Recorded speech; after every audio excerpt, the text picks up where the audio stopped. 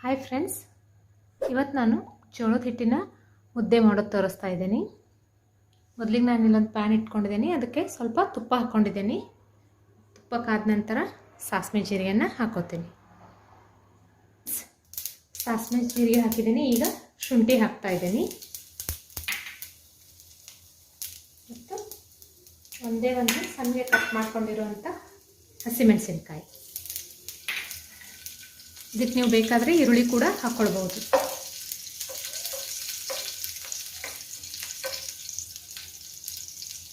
Friends, ಈಗ ನಾನು ಇದಕ್ಕೆ ಸ್ವಲ್ಪ ಕರಿಮೆಣಸು ಹಾಕ್ತಾ ಇದ್ದೀನಿ ಪೌಡ್ರ್.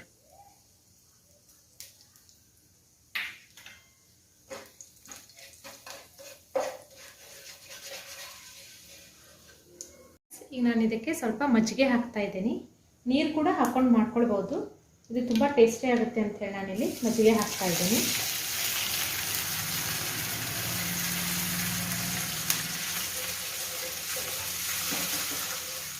ಕೈ ಬಿಡದೆ ನಾವು ಸ್ವಲ್ಪ ಕಲಿಸ್ತಾ ಇರಬೇಕು. ಇದು ಸಣ್ಣಗೆ ಕುದೀತಾ ಇದೆ ಫ್ರೆಂಡ್ಸ್.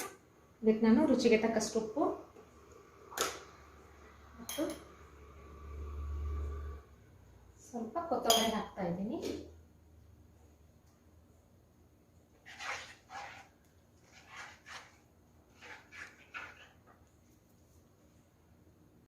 ಇವಾಗ ಇದು ಕುದೀತಾ ಇದೆ. ಇದಕ್ಕೆ ನಾನು ಹಿಟ್ಟು ಹಾಕ್ತಾ ಇದ್ದೀನಿ. ಜೋಳದ ಹಿಟ್ಟು ಹಾಕ್ತಾ ಇದ್ದೀನಿ. ರುಚಿ ನೋಡಿಬಿಟ್ಟು ಸ್ವಲ್ಪ ಉಪ್ಪು ಕಡಿಮೆ ಬಿದ್ದರೆ ನಾವು ಮೇಲೆ ಹಾಕ್ಕೊಳ್ಬೋದು.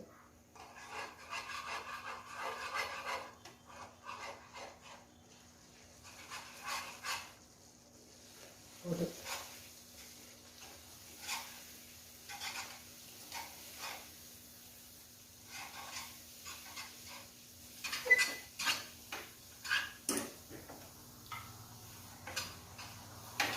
ಇದನ್ನು ಹೀಗೆ 1 ನಿಮಿಷ ಬಿಡ್ತೀನಿ ಇದರಲ್ಲೇ.